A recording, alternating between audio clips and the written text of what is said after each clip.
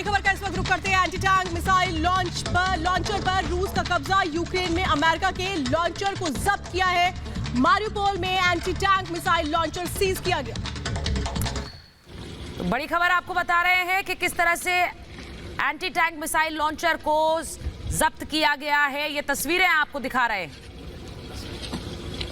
ये तस्वीरें आपको दिखा रहे हैं। मारियोपोल से ये तस्वीरें आ रही हैं और वहां पर किस तरह से एंटी टैंक मिसाइल लॉन्चर को पकड़ा गया है और उसी की तस्वीरें इस वक्त आपके स्क्रीन पर हैं। तो ये तस्वीरें इस वक्त आप देख रहे हैं, ये एंटी टैंक मिसाइल लॉन्चर है जिस पर कब्जा किया गया है। रूस ने किया है लॉन्चर पर कब्जा। रूस की यही कोशिश है कि वो इस तरीके की जहां से भी लॉन्चिंग पैड्स हैं उनको अपने कब्जे में ले ले। और उसी की तस्वीरें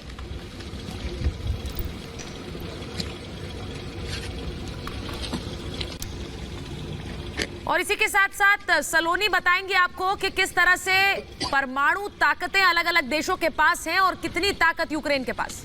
बिल्कुल, अब देखिए सबसे बड़ी बात यह है कि न्यूक्लियर फोर्सेस को अलर्ट पर कर दिया है रशिया ने, लेकिन ये समझना यहाँ जरूरी है कि यूक्रेन के पास क्या है। यूक्रेन के पास थे कभी 5000 परमाणु बम हुआ करते थे। एक दौर था जब यूक्रेन इसमें बहुत ज्यादा पॉजिटिव था, लेकिन अभी के जो हालात है, दुनिया की तीसरी सबसे बड़ी परमाणु ताकत यूक्रेन के पास कभी हुआ करती थी। आज लेकिन वो स्थिति नहीं, आज कमजोर है। किसी भी देश को उस वक्त तबाह करने की ताकत यूक्रेन रखता था और उस स्थिति में था कि जवाब दे पाई। कई शहरों को मलबे में तब्दील कर सकता था यूक्रेन, लेकिन आज के हालातों से अगर कहीं कंपेयर किया जाए तो कहीं भी स्टैंड नहीं कर रहा है यूक्रेन रशिया के आगे। सोवियत संघ से विघटन के बाद हालात पूरी तरह से बदल गए यूक्रेन के लिए।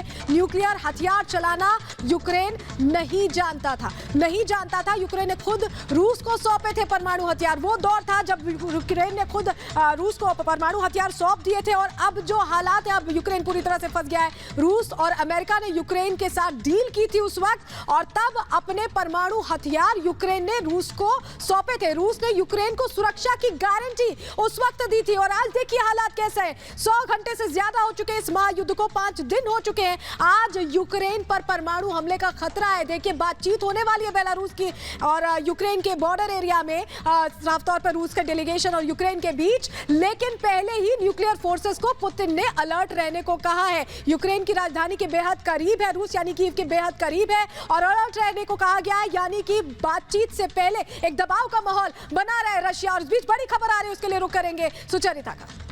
बिल्कुल सलोनी, आपने जो परमाणु हथियारों के बारे में बताया, किस तरह यूक्रेन ने सौंप दिए थे अमेरिका को, और इस वक्त जो बड़ी खबर आ रही है, बेलारूस में 800 लोग हिरासत में लिए गए हैं युद्ध विराम पर एक्शन के चलते। तो ये तस्वीरें इस वक्त देख रहे हैं आप, 800 लोगों को हिरासत में लिया गया है बेलारूस में। युद्ध के विरोध पर किस तरह से एक्शन इस वक्त देख रहे हैं, क्योंकि बेलारूस से ही ऑपरेट कर रहा है रशिया। और इस वक्त आप देख रहे हैं 800 लोगों को हिरासत में लिया गया है। वो लोग जो विरोध कर रहे हैं वहां पर, उनको हिरासत में लिया गया है। ये तस्वीरें आप देख रहे हैं, वहां की जो फोर्सेज हैं वो किस तरह से हिरासत में लेकर इन लोगों को जा रही हैं। तो बेलारूस में आज वार्ता होनी है। बेलारूस इस वक्त सारा केंद्र है यूक्रेन रशिया टॉक्स का, और वहां पर किस तरह से विरोध हो रहा था, युद्ध का विरोध हो रहा था रशिया का, और इसी के चलते वहां पर देखिए 800 लोगों को हिरासत में लिया गया है। और फिलहाल वक्त हो गया एक छोटे से ब्रेक का।